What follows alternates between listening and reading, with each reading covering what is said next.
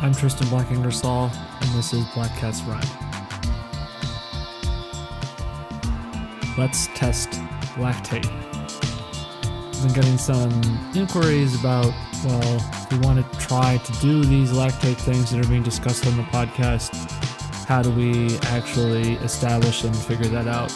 And I've said many times in the episodes, I think we have 50 plus episodes now on the pod.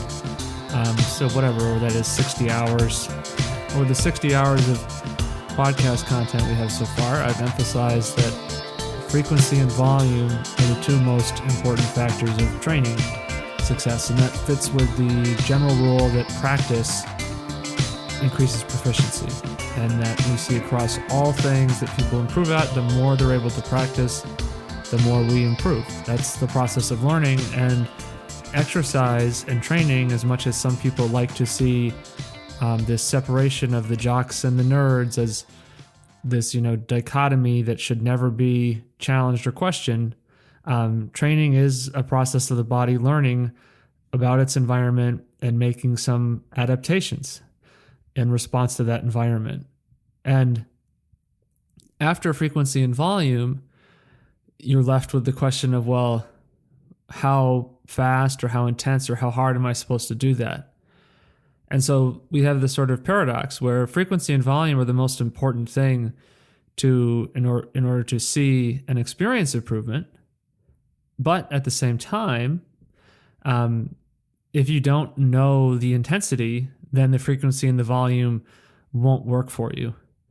So just knowing the intensity is useless. And I think we see a lot of people essentially brute forcing their way towards improvement without understanding these concepts. And you could really go into more detail about this stuff, but at a certain point, you don't want to really come across as though we're on the podcast here to sort of witch hunt people's understandings. I mean, I think people are reasonably entitled to pursue this stuff how they want. And that's probably why we operate this podcast at a financial loss every month, because a lot of the ideas we're talking about here are really challenging and questioning a lot of that kind of lone wolf, sensibility. And I don't mean that in a masculine way. I mean that ubiquitously, in that all high-performing athletes, I think, really thrive and build their sense of ego off of their ability to handle this level of intensity and adversity. And if you take that away from them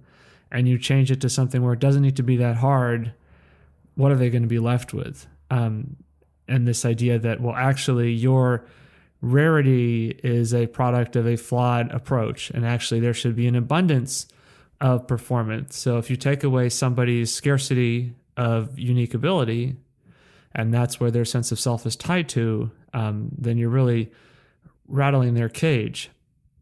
So we're going to rattle the cage. Let's test lactate.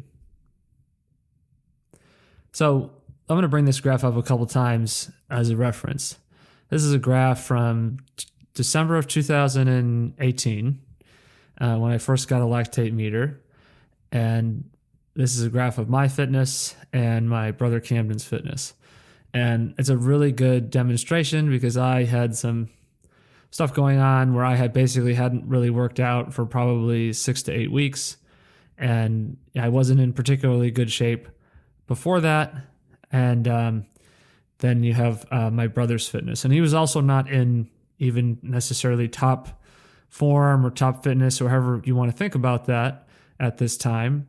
But you can see, the difference. And I think this is really illustrative of why is it so important to develop fitness with the goal of, I want to be able to produce velocity and produce then the power needed to produce that velocity at a low lactate level. And it just so happened to line up in the test. We're at 320 watts where I gave up. I mean, I probably could have done another step, right? And I guess gotten my lactate up to 18 millimoles, but it was just what's the point? It was already so unbelievably hard. And the interest I had was finding, the threshold. And I had gone well over what at the time I thought that value was 4. But I'm at 11.1 millimoles at 320 watts, and Cam was still within his threshold. He's at 0.9. And that essentially would imply that, he is functioning in a metabolic manner where his mitochondria are sufficient to utilize the lactate that's available and, convert that into actionable energy. And therefore, we can conclude that he's basically doing 320 watts with slow twitch, type 1 muscle fibers. And I'm burning myself out at 11.1 millimoles, which means that I'm full on type 2 muscle fibers, glycolytic power, which will come up later. And I also point out that 5.7 millimoles, for those of you who are glycolytic power enthusiasts, although I'm going to try to rattle that cage too here in a bit, 5.7 millimoles, he didn't fail at that. So if you're looking at this and you're saying, well, yes, the endurance athlete doesn't have as much glycolytic power, he could have kept going. It's just like he got to 4 and then he did another one, right, to see what happens. And okay, he was done, right? He didn't need to keep going. There was no point. But you look at the difference, right? This is a huge disparity. And, the reality is if you look at some of this data, there's some evidence that suggests this lactate curve that he exhibited is at least looking at the collected lactate threshold data, it's better than probably the bottom half of people who ride the Tour de France. And that might sound like that must be hyperbole or something, but I mean, it's just when you look at the data, like, Inigo San Milan has put out there and some of the stuff they see written and put online for people to look at, these millimoles at this power to weight ratio, that's where that's at. Now, obviously, there's other aspects to that, right?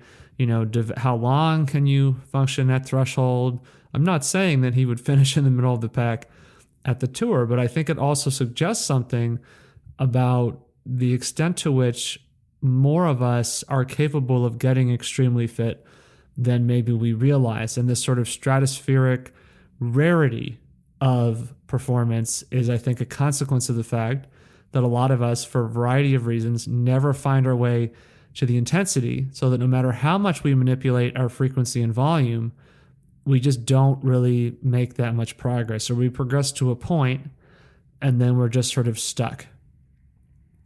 So what we need to understand here before we talk about testing this is that lactate is energy. Whatever you've heard about lactate being toxic or lactate causing the pain in your legs, that is false. It literally doesn't do that. Lactate, as we just saw in the previous graph, right, as it starts to become more difficult, the lactate is increasing, but it is an incorrect conclusion to say that, well, the lactate is making you tired, because what's actually changing is that in the production of energy, lactate is being created and then being utilized. And because it is a source of energy, and that's what the body does with energy. And so it's a byproduct, in part of glycolysis, and that's why when you're using more type 2 muscle fibers, you have more lactate, and you don't really go to the point of having like lactate accumulation unless the mitochondria can't use it anymore.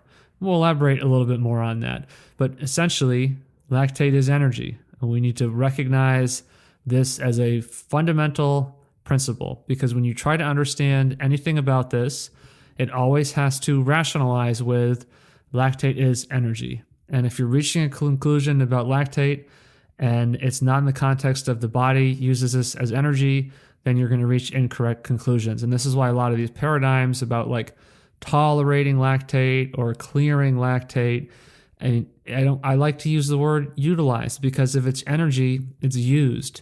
It's super inefficient for the body to take energy and then just dump it away.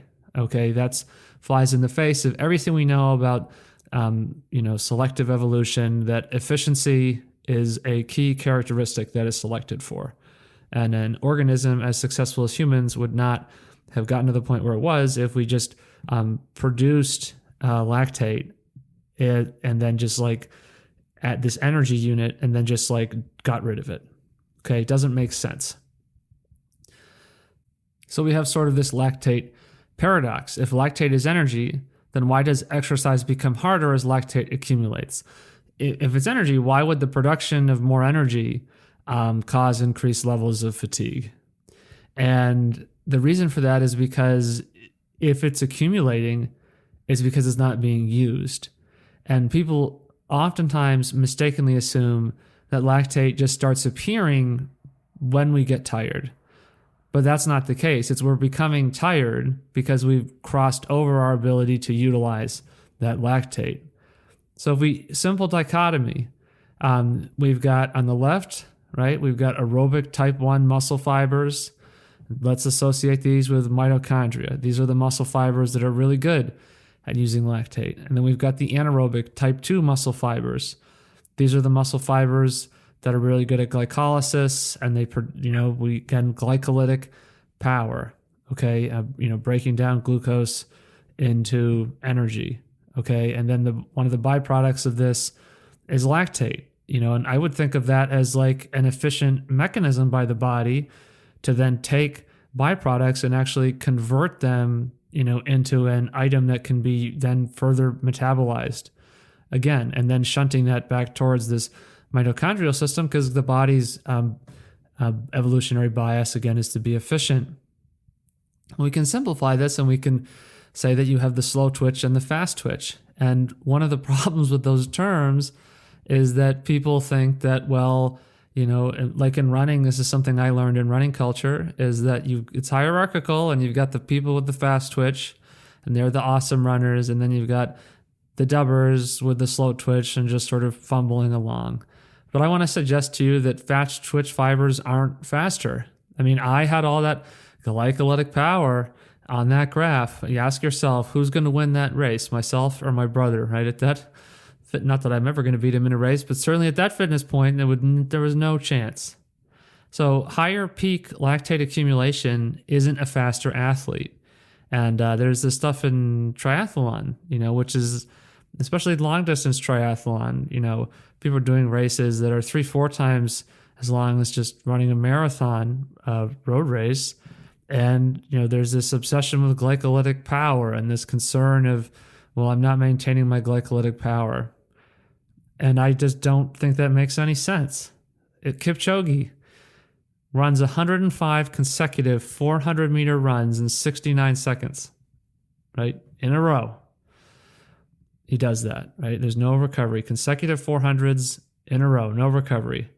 That's slow twitch. That's very low blood lactate accumulation. According to the glycolytic people, somehow Eliud Kipchoge's 4:37 pace is not fast. Like because it's being done off of slow twitch and, mitochondrial efficiency, it's not fast. Like 4:37 pace is 4:37 pace. Like he's traveling at that velocity. That's that. So glycolytic power, who cares? The goal is to produce the power aerobically. That power, that velocity, we want to produce it aerobically. So who cares about glycolytic power? To keep producing lots of lactate, you have to have glycolytic power. You actually just limit your ability to get where you can to do that power aerobically. Okay? So this idea, let me elaborate what that means, because that might seem a little bit, obfuscated or unclear. So if when people want to continue to produce lots of lactate to prove, right, that they have this capacity, what you're doing is you're making a trade-off because you're spending time trying to ensure that you can build up to this high level of lactate accumulation on this conception that somehow that's going to lead to improved performance or speed. But the point is that that's not true. If you can produce a 4:37 tempo, and how many Ironmans are won with people closing, out, faster than 4:30 pace. I've talked in an episode about, I would question how many Ironman triathletes can really go out and run a good mile, and so for all this glycolytic power, who cares? If you can have, I demonstrate that in my test results against Camden. I could do a ton of glycolytic power at 320 watts, okay? But I can be doing all this glycolytic power and then I'm going to get destroyed because the other guy has no glycolytic power. And so and because he's keeping pace with me, that means he can then accelerate into his higher intensity and I'm already at the point of failure. So when you get focused on this and you think that this is what we're trying to determine with lactate, you're just going to get worse. Or, if not worse, you're certainly going to leave the opportunity to improve on the table because, by making choices to emphasize that, then you are literally undermining the training that's going to improve our mitochondrial capacity. So these terms of slow twitch and fast twitch, I think get in the way of what we're trying to understand. And so when we talk about testing, that's why you're going to see that I don't care about, max lactate. I think it's irrelevant. And I think it's one of those things that you can look at after the fact and say, isn't that interesting, that blank? But I don't think, it's useful in terms of training strategy. So we don't care about that. We also don't care about the idea of there being a second threshold. Okay, that's just irrelevant. It doesn't exist. So you're also not going to see that. We're identifying threshold. There is only one threshold, and it's the point at which, right, you transition from being mitochondrial efficient to you have lots of lactate, right? And through, because of lactate shuttle and glycolysis, you have this energy and it's potential energy that's there. And we want to be able to, make use of that energy. And the way we do that is by increasing the threshold. And that happens when we have more mitochondrial capacity. So again, right, look at the graph, okay? What good is that what's good is the mitochondrial capacity? What good is the glycolytic power? Obviously, the mitochondrial capacity is superior, okay? It's superior. That's the concept here that we need to understand with this training, is that's what we're trying to identify, and that's why lactate threshold is so powerful. And I know that people get hung up on this anxiety of speed. You can check out our episode, The Speed Merchant, if you want to hear more thoughts about that concept.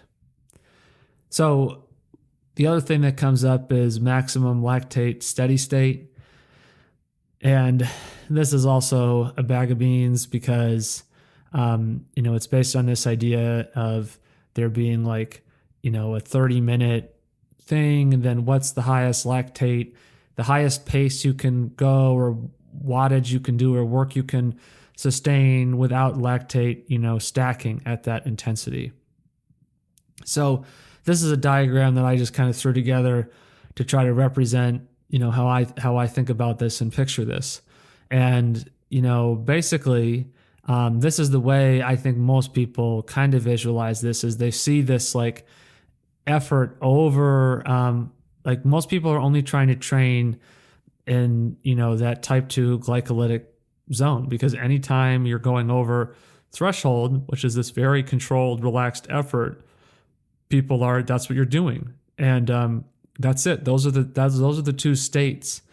And that's why I've said that there's really only one zone, because the only really effective zone for training is essentially, training that threshold. And then when you eclipse that threshold, well, then you're starting to get to the point where, as you increase, and here we have it modeled in running speed, minutes per mile, as you increase running speed, you start to get a little more lactate. And as that lactate is going up, well, then you're reducing that. You're also experiencing a reduction in the amount of time you can run that speed. And the reason why I'm using intensity in minutes per mile instead of something like watts is because I think it's more intuitively obvious to people that as you run faster, you can't run that speed for as long, okay? So, but the reality is, if we really think about it, it's like in that type, that level, that, type 1 mitochondrial level, like at every pace from, say, 20-minute pace, let's say this athlete's threshold is 6-minute pace. From 20-minute to 6-minute pace, like the lactate is the same, right? And that's what you see in that graph. With Camden, every 20 watts, it's the same. It's the same. It's the same. And then, so you're gaining 7 miles an hour in velocity here without any change in the lactate. Does that mean that the body doesn't produce? No. And doesn't mean the body doesn't produce more. Of course, the body is producing more energy. It's just using it efficiently. So it's not present in the blood because it's getting used, right? It's present in the blood because the body can't take advantage of it. Okay. And that's why the body slows down. You get tired is because you can't take advantage of the available energy. But then to go from 6-minute pace to 5-minute pace, might go all the way from, 1.1 or 1 millimole all the way up to 5 or 6 millimoles. And that's just 2 miles an hour, and people get so fixated on training at that intensity, right? And then so then people look at the ceiling and they say, well, it's a glycolytic ceiling, right? I can't go faster because it's glycolytic, but this has to do with an issue of scale, because really you should look at it like this, that, and I'm sure this isn't exactly to scale, but I'm trying to juxtapose to make the point, right? That actually we should be saying, oh my God, the overwhelming majority of what I can do is type 1, it's mitochondrial lactate utilization. And it's a very, very tiny fraction that I can go beyond that, which is this glycolytic thing. And that's because we have all of these increasingly short distances all the way down, like in track and field, to like a 60-meter dash or something. And because that's where so many of the races, are done over these, by compared to the metabolic capacity of this, mitochondrial aerobic threshold thing, like when you're able to utilize the lactate. It's just so many of those races are short that it just creates this illusion of significance to those. But the other things too is that that's just the way those races go, right? But you can see here that obviously what you're trying to do is you're trying to just continue to take over and pull efforts that are currently supra threshold or supralactate threshold, efforts that are where you're seeing lactate in excess of whatever that steady state is, as I'm defining steady state. In this case, it's about 1, right? You're trying to pull that down into the model. And so, that's the fitness difference. It's not about training over it. It's about training at that. So in this model, I would need to be training at 180 watts. And in this model, my brother would be training at, 320 watts. And it can even be a little bit less than that, right? But this is the information that we're trying to figure out. This is what we're trying to identify. And so that means that what we're trying to do is we're trying to differentiate between 2 zones. And it means there are 2 zones. And I, again, would say basically there's 1 zone, okay? And you have because one of these zones, if you train at it, you're going to see linear, clearly evidenced improvement. And the other zone, not only is your improvement probably going to be really hard to find, but it's going to have a lot of adversity and struggle and frustration. And then, yes, some people can do this and improve. All of us can train, at that supralactate intensity and improve to a certain point. And so then when you take a whole bunch of people all basically training in the same bad way, some people are going to be more successful in that than others. That doesn't prove anything in terms of that being effective. It just means if you give everybody, a bad option, some people's outcomes will be comparatively less bad than others. But the reality is everybody's options are bad. But because we have so few instances to compare to of people doing other things, we can't see that. And oftentimes we just dismiss that evidence and say, oh, they're just really talented, or, they work hard. We just don't even want to think about it, right? We don't make space to think about that because it conflicts again with our notion of, achievement, and the sport is about proving our ability to handle adversity. So there's 2 steps here to testing, right? So we want to identify what's going on with ourselves here. The first step is we want to establish the millimole value that reflects the lactate threshold, i.e. the point of maximum mitochondrial capacity. So protocol here is we want to do 3-minute intervals, and at the end of each step, we want to test and record the lactate. And then we increase by about 20 watts, 10 seconds, and it could be 10 seconds a mile for runners who don't have a stride pod, or, you could do this by some other comparably small increment. But if you've gotten a power meter for cycling and somebody told you, oh, this is a game changer, and then you got it and you were waiting and waiting to get really good, and you kind of realized after a while you were just sort of the same cyclist you were before, it's because, unless you're using it to identify this stuff correctly, it's not going to work. Okay. And a lot of people just use power meters to actually overtrain even more. And that's why it's not really a wonder cure, because if you don't have the intensity correct, nothing's going to work. And the same thing concept is if you've, trying to play a trumpet from the wrong end, it doesn't matter how hard you try, it's just not going to be successful, right? That's really what we're talking about here. I mean, this is basically the keys to the engine, that is improvement. So you need to start the first test at a very low intensity, basically close to walking effort. If you're running, you might actually even consider starting with walking if you've never done anything like this before. But if you're on the bike, easy spinning, whatever movement is analogous to borderline walking intensity. And then you can continue the test until lactate is clearly increased with each step. You could do what I did and try to push it a little further if you have curiosity, or you just like to be miserable, or you can do what Cam did. And he said, okay, I figured out what we wanted to figure out. I'm going to stop. And now I know that, and I've explained this on other episodes. You can check out our Behind the Curtain episode if you want to hear more about this. But now I know that there's no meaning to those 4.0 and 2.0 numbers. And I try to apply those. And that's another example of just because you have a lactate meter and you can do a step test doesn't mean that it's going to work if you don't actually know where you want to be. So then you want to graph the data. And that's where this graph comes from. So from this graph, you can see that actually my lactate threshold is 1. And I started at 180 watts, and I basically probably should have started at 120 so I could have seen that, flat line leading into it, because I immediately started accumulating lactate, which, makes sense given the level of fitness I had at the time. It's really no surprise. And then, right, for Camden's threshold is in millimole is 0.9, right? So we have the same value. And I believe that if you're an athlete has a long training history and has done a lot of general aerobic activity, your power at threshold or your velocity at threshold might not be very high, but I think the actual lactate will be low. And I think that's because you actually probably have pretty good mitochondrial function and efficiency at those lower intensities. And I actually think if you have a lower millimole value as your baseline, as your level line, it's easier to see with Camden's purple line here. I think you're going to be more primed for rapid improvement because you have better mitochondrial capacity. And that's where I think over time you see that your lactate at steady state will tend to drift down more towards 1 and under 1.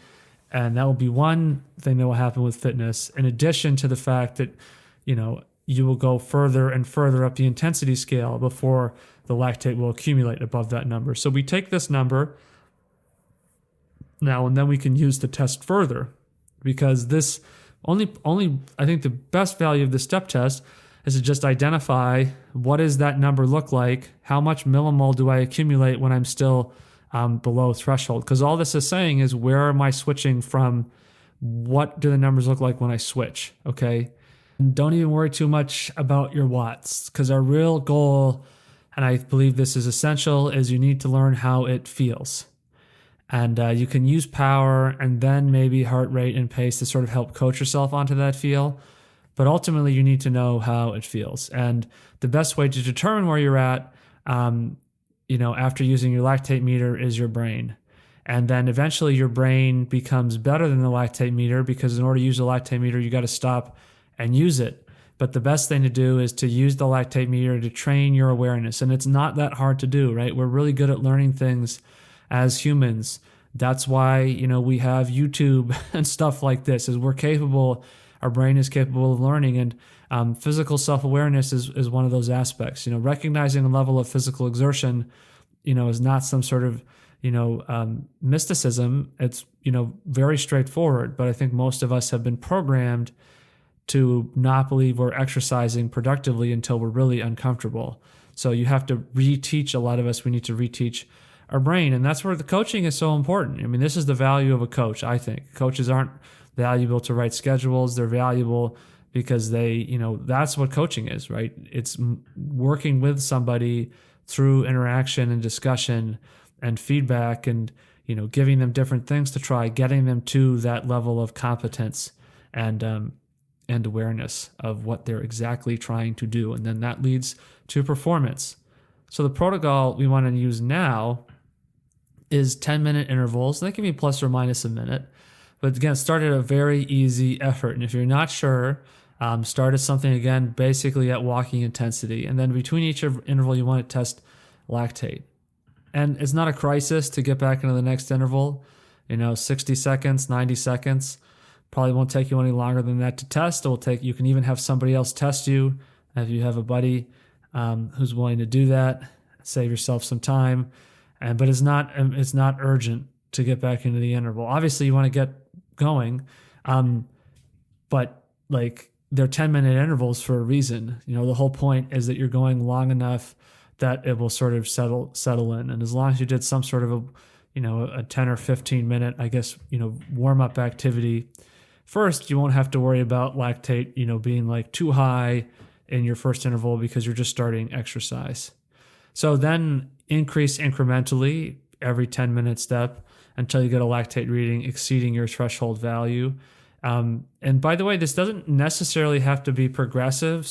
I mean, it's good to do it in a progressive manner just because it's organized and it makes sense to sort of move your effort. But if you do a 10-minute effort well over a threshold, and the common experience is people do very easy, if they're doing it in running, for example, do very easy jog, and then they'll do their regular running effort, and then they'll do what they think threshold is, and then they'll be way over. And so then, taking a few minutes and then, okay, let me try again for 10 minutes. And then you dial this in, right? I mean, and that's the point of this protocol, is to figure out and then get to that thing and 10 minutes and you say, okay, that's my intensity, right? And when you have a coach there, you can be talking about how it feels. And that's as a coach, that's one of the things that I do is I work with people with this test and, I talk to them and I, take a look at their body language and, through this, we try to, we dial into this intensity, right? And then we try to really talk about how that felt and right away work on building connections, between our conscious awareness and then, the symptoms of physical exertion. And just to reemphasize, 10 minutes is sufficient for the lactate to find its steady state. And the steps are nothing to be concerned about because lactate threshold is easy. And then that's also good. And this is a recurring protocol that you would do. I think you do every 4 weeks. I think if you're doing it every 4 weeks and you're not improving, we're incredibly fit to begin with, or you just aren't training correctly, right? And that's, again, the value of a coach. And, we're happy to do individual consultation with people at Black Cats Run. You can send us a message on our Instagram at Black Cats Run. So how do you apply this to training? Well, here's just a couple ideas to think about and then an experiment that you can use. So hypothesis number one, if repetitions you're doing are short enough, then you can basically work over threshold as measured by watts or measured by work intensity without exceeding lactate threshold measured by accumulation.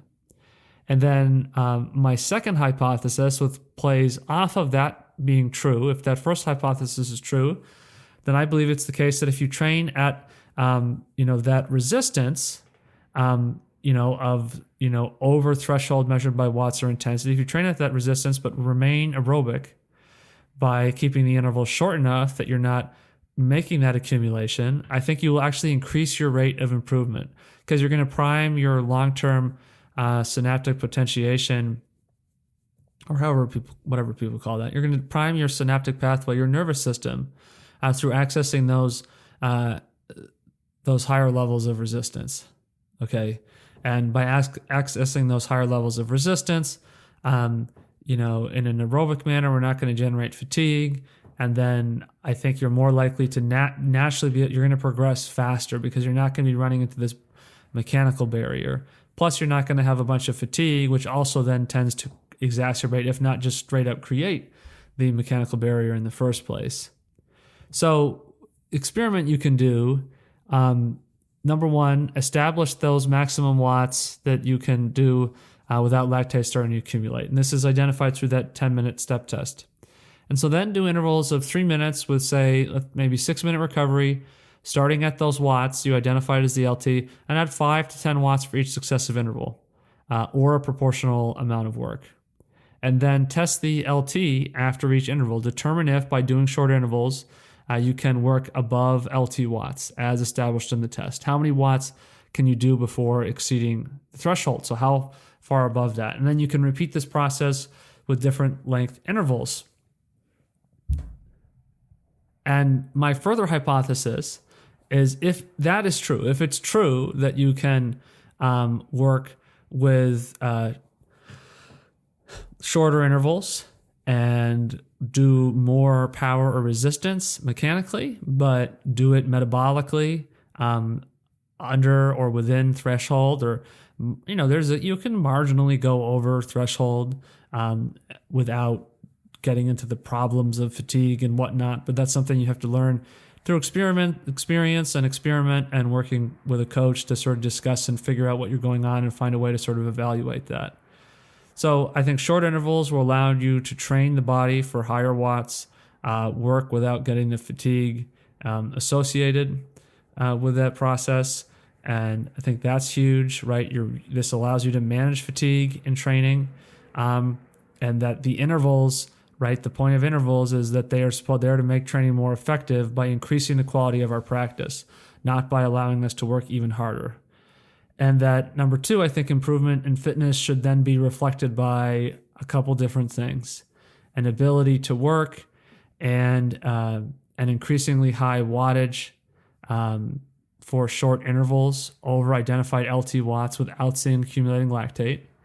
I think you should see an ability to decrease the recovery between intervals while still working at watts of X% over identified LT watts without seeing accumulating lactate, and an ability to extend the length of the interval at X% over identified LT watts without seeing accumulating lactate. And those are, by the way, 3 ways that you can manipulate and progress training sessions. And another thing that you could do, of course, is you could add more repetitions. So these kinds of strategies become possible and feasible, and this kind of process of, now that I know this basic data point, I can experiment and better understand how to approach my training. All of this is predicated on correctly identifying the lactate threshold. So if you want to get one of these, like I said, this podcast and now the YouTube channel are operated at a loss every month.